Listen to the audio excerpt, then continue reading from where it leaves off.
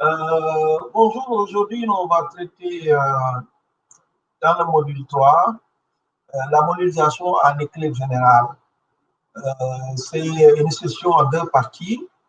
Et cette première partie sera consacrée à la présentation de modèles d'équilibre général calculable dans une économie qui peut faire baisser le gouvernement. Alors, pour les objectifs du module, l'objectif général est de permettre aux participants de se familiariser avec les éléments constructifs et aussi avec l'utilisation des modèles d'équilibre général calculable. C'est une sorte d'introduction pour ceux qui ne sont pas encore familiers avec ces modèles. Donc, l'idée, c'est de leur montrer comment se présente ce modèle, comment on peut le construire et effectivement comment on peut l'utiliser. Et là, de manière donc spécifique, nous allons étudier la matrice de comptabilité sociale. Nous allons également analyser les différentes équations qu'on retrouve dans un type de modèle. Il s'agit d'équations qui décrivent la production, qui décrivent les différents marchés et qui décrivent les comportements des agents économiques, à savoir les ceux du secteur privé comme les ménages et les entreprises. Et pour l'État, on verra plus tard. Mais ce premier modèle, c'est un modèle où, par simplification, l'État n'intervient pas. Et un autre point qui sera également, qui fait partie du spécifique, c'est de permettre aux participants de voir comment on fait un exercice appelé calibrage. Et le calibrage, c'est une mise en cohérence entre la matrice de comptabilité sociale et les équations du modèle d'équilibre général calculable. Alors, voilà les différents points qui vont être abordés. D'abord, dans un premier temps, on fera une description générale du modèle, ou bien de l'économie à laquelle s'applique ce modèle. Ensuite, nous allons analyser la matrice de comptabilité sociale. Et à l'intérieur, nous verrons ce qui se passe pour la production. Nous examinerons également les comptes des ménages ainsi que les comptes des entreprises. Ensuite, nous examinerons les différentes équations qu'on retrouve dans ce modèle. Ces équations qui vont concerner la production, le revenu et l'épargne, la demande, les prix, l'équilibre et enfin la loi de Vargas. Et ensuite, il y a d'autres aspects qu'on retrouve dans ce type de modèle parce que pour pouvoir les utiliser, on a besoin de les mettre dans un certain format. Et dans le format, on va décrire ce qu'on appelle les ensembles. On va également présenter les variables, les paramètres et enfin faire l'exercice de calibrage dont on a parlé tout à l'heure. Alors, pour la description générale du modèle, ce qu'on peut dire, c'est que ce modèle simplifié qui est présenté ici et qui porte le nom de OTA, c'est un modèle qui décrit une économie qui est en autarcie, c'est-à-dire une économie sans échange avec l'extérieur, sans commerce extérieur et sans gouvernement. Vous comprendrez très bien qu'il s'agit d'un modèle pédagogique, parce que l'idée, c'est de partir du simple pour aller vers le complexe. S'il fallait démarrer avec un modèle avec toutes les complexités, un modèle, par exemple, régional ou international, là, ce serait un peu plus compliqué. Mais on peut partir du plus simple, maîtriser les caractéristiques et aller progressivement vers des présentations plus complexes. Alors, dans cette économie donc, simplifiée, ou ce modèle simplifié, il y a trois branches d'activité. Et chaque branche va produire un seul bien. Il s'agit d'une branche agricole, qui produit un bien agricole, d'une branche manufacturière, industrielle, qui va produire un bien manufacturier, et également d'une branche de services. Il faut y aller de préciser qu'il s'agit de services marchands, parce que ici, l'État n'intervient pas encore. Pour les facteurs de production, il y en a deux. Il y a d'une part le facteur travail, pour la main-d'œuvre, et également le facteur capital. En ce qui concerne le facteur travail, il est supposé mobile, donc il va être mobile entre différents secteurs, alors que le facteur capital, lui, il est fixe, ou bien il est spécifique à chaque secteur. Autrement dit, il n'y a pas de mobilité interbranche pour le facteur capital. Pour les agents, on en a deux. catégories ou deux types d'agents. Nous avons des ménages et aussi des entreprises. Pour les ménages, on va distinguer d'une part les ménages salariés et d'autre part les ménages capitalistes. Et enfin, les composantes de la demande, on va y retrouver, pour ces composantes de la demande, d'une part la consommation privée et d'autre part l'investissement privé. Alors, pour la comptabilité, la matière de comptabilité sociale, d'abord, avant de décrire la matière de comptabilité sociale de cette économie, d'abord, quelques caractéristiques générales sur ce tableau, appelé matière de comptabilité sociale. Cette matière de comptabilité sociale, en fait, c'est un tableau à double entrée. Et dans ce tableau, des transactions finales, intermédiaires, entre les différents agents de l'économie sont enregistrées. Mais la présentation de cette MCS va être variable suivant un certain nombre de facteurs, suivant le degré de détail qu'on peut donner à l'analyse ou la problématique de l'étude. La matière de compte social, on peut la différencier des autres comptes au tableau de synthèse de la comptabilité nationale, comme le tableau économique d'ensemble, par exemple, parce que le tableau d'économie d'ensemble, c'est un format qui est standard. Alors que la matière de comptabilité sociale, le contenu peut être variable. On a vu tout à l'heure qu'au niveau des ménages, on a distingué deux catégories de ménages, ménages salariés, ménages capitalistes. On aurait pu distinguer, par exemple, ménages urbains, ménages ruraux, ou ménages riches, ménages pauvres, vous voyez. Et donc, on est ici en degré de raffinement qui est plus poussé qu'avec les tableaux classiques de la comptabilité nationale. Alors, sur le tableau à double entrée, ça veut dire qu'on inscrit des transactions en ligne ou en colonne. Alors, quand on va lire cette matrice en ligne, ce qui est enregistré en ligne, ça représente des recettes. Alors que quand on lit en dépenses, on va lire effectivement des dépenses. Quand on lit en colonne, donc on lit des dépenses. Et plus spécifiquement, si on a un chiffre qui est à l'intersection d'une ligne et d'une colonne, ce chiffre va indiquer les paiements du compte correspondant à la colonne, parce que là c'est l'aspect dépenses, au compte représentant la ligne, c'est-à-dire, encore une fois, ce qui est en colonne, c'est la dépense, ce qui est en ligne, c'est la recette. Alors, c'est un tableau qui a une cohérence comptable. Hein. Pourquoi? Parce que pour chaque ligne et colonne, par exemple, ligne numéro 1, colonne numéro 1, le total des recettes est égal au total des dépenses. Donc, on a un équilibre qui est respecté au niveau de ce tableau. Alors, ça, c'est quelques caractéristiques générales sur les MCS. Pour notre MCS, on va la lire. Hein. D'abord, le premier constat qu'on fait, c'est que notre MCS a 9 comptes. Ça veut dire qu'il y a 9 colonnes et 9 lignes. Alors, quand on va un peu dans les détails de ces comptes, on va constater qu'il y a 2 comptes pour les facteurs de production. C'est-à-dire, d'une part, la main-d'œuvre et d'autre part, le capital. Il y a aussi 2 comptes pour les ménages, parce qu'on a 2 catégories de ménages. D'une part, les ménages salariés et d'autre part, les ménages capitalistes. On a un compte pour les entreprises et nous avons aussi 3 comptes pour les branches d'activité, c'est-à-dire pour chacune des branches d'activité, il y a un compte, il y en a pour l'agriculture, il y en a pour les manufactures et il y en a pour les services.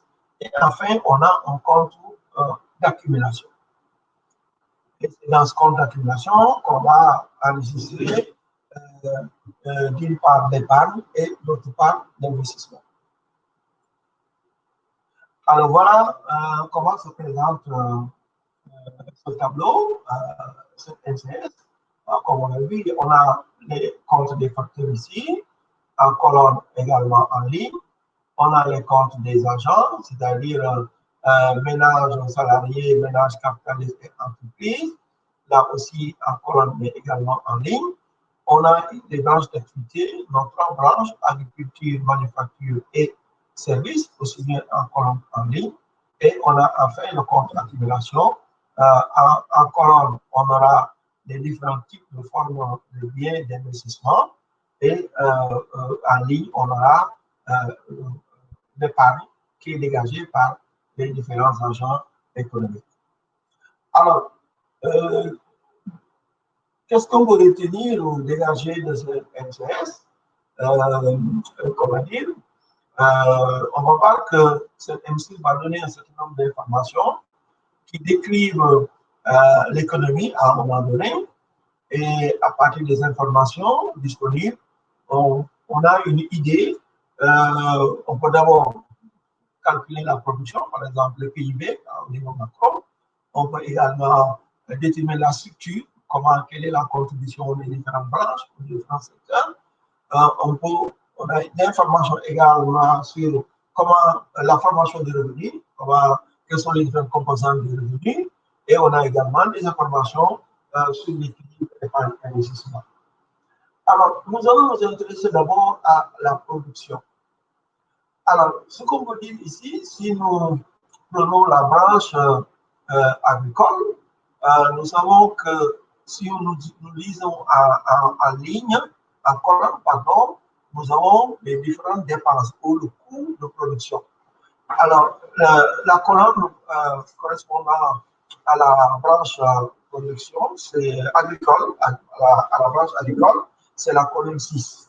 Et on peut regarder, on peut constater qu'en lisant la colonne 6, que l'agriculture a payé des salaires pour un montant de 300.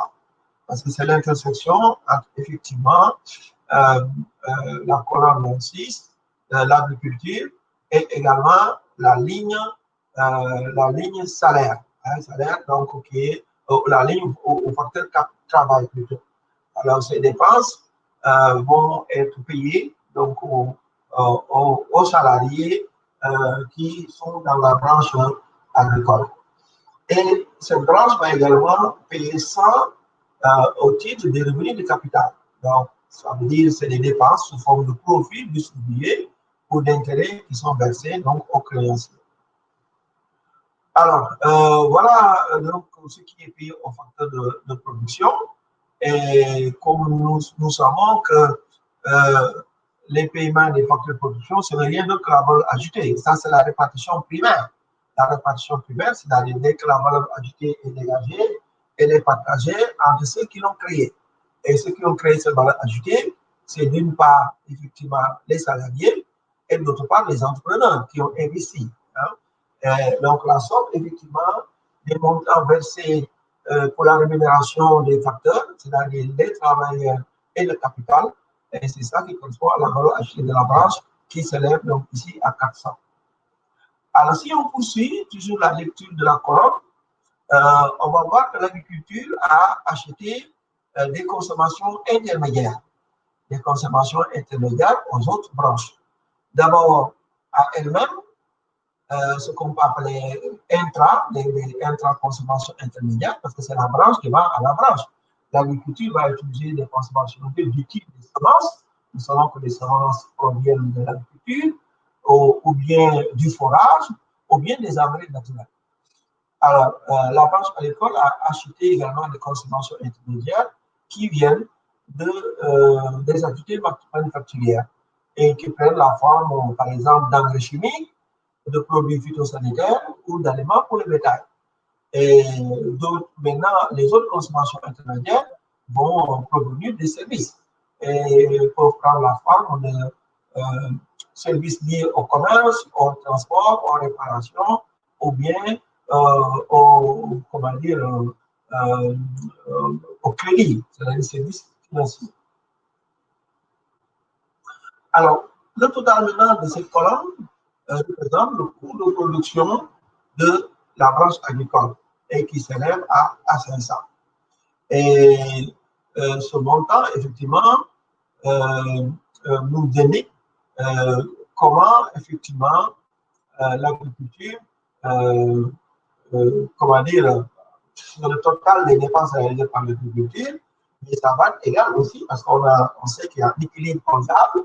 Ici, on a les données en ligne. Le total de ce qu'on a en colonne le total de ce qu'on a en colonne va être exactement égal au total de ce qu'on a en ligne, c'est-à-dire les ventes qui ont été réalisées par l'agriculture. Alors, ces ventes, on voit que ça prend la forme de biens de consommation finale, cette fois-ci, et non consommation intermédiaire. Les ménages salariés, par exemple, ont acheté pour 210 de produits agricoles, donc ils ont consommé. Les ménages capitalistes, eux, ont acheté 70 de biens agricoles, effectivement, de consommation. Alors, la branche agriculture a aussi vendu des biens sous forme de consommation intermédiaire, hein, comme on a vu, d'abord à la branche agricole elle-même, à hauteur de 50, aux manufactures à hauteur de 150 et aux services à hauteur de 90.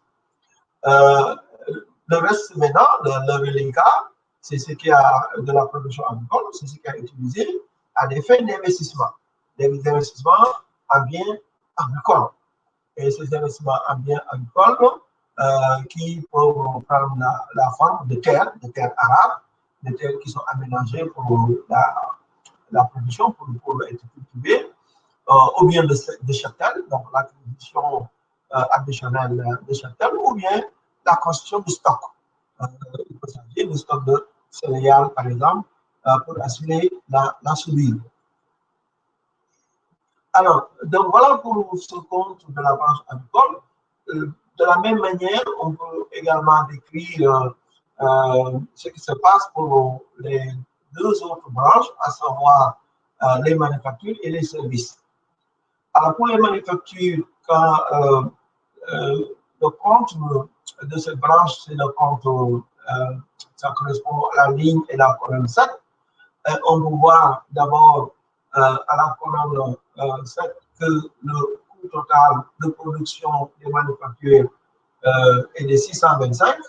Et pour la colonne 8, on voit que le total des coûts de production des services s'élève à 600. Alors, pour les manufactures, elles ont payé au titre des salaires un montant de 100 et ils ont payé pour les services un montant de 200. Et les revenus maintenant du capital qui ont été payés par les manufactures s'élèvent à 150, alors que ces revenus s'élèvent à 100 pour les services. Alors, pour maintenant l'aspect, comment dire, la ligne, c'est-à-dire ce qui a été vendu, ce qui a été utilisé, comment la production des deux branches a été utilisée. Pour les manufactures, il y a une vente sous forme de biens de consommation, donc de biens manufacturiers, de consommation et ménage pour un montant de 108, pour également un montant de 84 pour les ménages capitalistes. Ça, ce sont des biens de consommation qui ont la forme de biens manufacturiers. Ensuite, les manufactures ont vendu également des biens intermédiaires à l'agriculture pour un montant de 20, à la branche manufacture elle-même pour un montant de 150 et au service pour un montant de 90. Et ensuite, une partie de la production des biens produits par cette branche a revêtu la forme d'investissement. Hein, c'est d'investissement sous forme de biens manufacturiers pour un montant qui s'élève à 173. Enfin, pour les services, cette branche a payé des salaires. Hein. D'abord, son coût total, c'est de 600. Comment se répartit sur les 600? Il y a d'une part des salaires qui sont versés pour un montant de 200.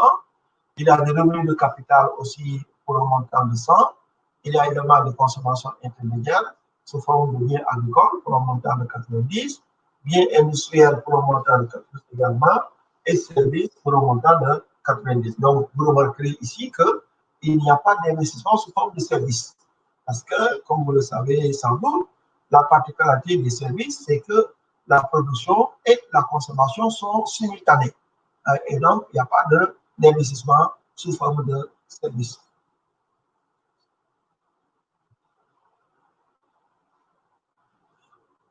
Alors, donc pour ces services, ils ont vendu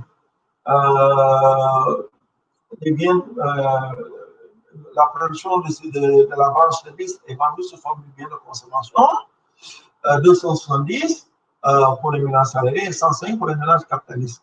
Ensuite, il y a des consommations intermédiaires, un montant de 30 pour l'agriculture, un montant de 115 pour les manufactures et un montant de 120 pour les services. Et comme on l'a dit tout à l'heure, ici, il n'y a pas d'investissement sous forme de services. Tout simplement, les services ne prennent pas la forme d'investissement. Les services, dès lors qu'ils sont produits, ils sont aussitôt consommés.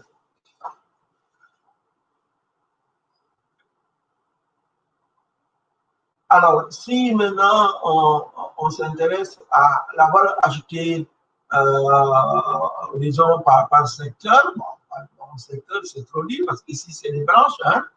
Alors, comme on l'a vu tout à l'heure, c'est ce qui a été dépensé pour rémunérer le travail et le capital. Et donc, cette valeur ajoutée s'élève à 400 pour l'agriculture, elle s'élève à 250 pour les manufactures et à 300 pour les services. Alors, si on fait le cumul de tout ça, ça nous donne effectivement le PIB.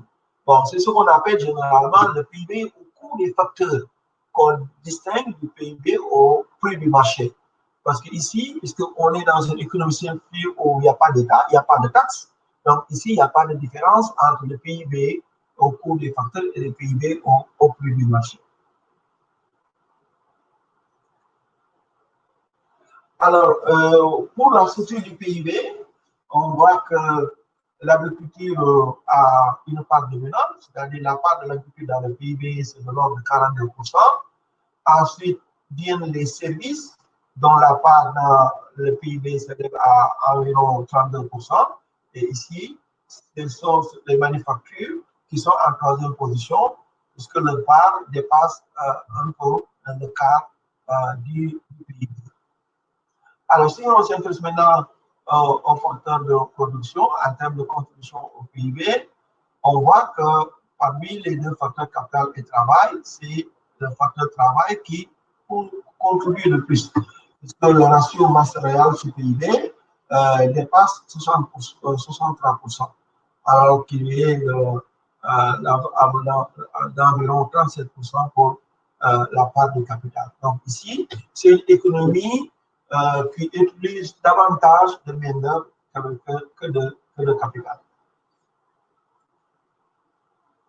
Alors, pour les comptes des ménages maintenant, pour les ménages salariés, on voit en regardant la ligne pour ce compte, on voit qu'effectivement, ces ménages ont un revenu qui s'élève à 600. Et ce revenu est construit uniquement par les salaires. Hein. Les salaires constituent la seule forme de revenu des ménages. Pour maintenant la structure de leur consommation, comment les ménages ont utilisé ces revenus pour consommer, on voit que dans cette consommation, les produits agricoles représentent 30%, les produits manufacturiers représentent 20% et enfin les services 50%. Ça veut dire qu'ici, la forme dominante de consommation des ménages, ce sont des services. Et maintenant, le taux d'épargne, c'est-à-dire le rapport entre l'épargne, c'est-à-dire la différence entre le revenu et la consommation, c'est ça qui donne l'épargne. Si maintenant on le rapporte au revenu, on a le taux d'épargne. Et ici, donc le taux d'épargne des ménages s'élève à 10%. Pour les ménages capitalistes maintenant, pour les revenus, c'est-à-dire si on lit en ligne, on va voir que ces ménages ont deux formes de revenus. D'abord des revenus du capital, mais aussi des dividendes. Hein, ils ont reçu 210 pour les revenus du capital et 70 pour les dividendes. Pour leur consommation maintenant, alors, la structure est la suivante. Les produits agricoles représentent 10% de la consommation, les produits manufacturiers 40% et les services 50%. Donc là, il y a une certaine ressemblance avec les ménages salariés parce qu'on a vu que pour les ménages salariés, en tout cas, le poids des services dans la consommation des deux catégories de ménages est la même. Et ici, pour ces ménages, on voit que le taux d'épargne est plus élevé parce que il s'élève à 25% contre 10% pour les ménages salariés. Alors, pour les entreprises, si on lit la colonne, la ligne, la correspondance, c'est-à-dire la ligne 5, hein, on voit que les entreprises ont un revenu qui est égal à 140. Alors, sur ce revenu, elles vont effectuer des dépenses qui consistent à verser des dividendes aux ménages capitalistes de 70, c'est-à-dire la moitié, et le reste, le reliquat, va représenter, comment dire, leur épargne. Hein? L'épargne des entreprises, donc ici, s'élève à 70.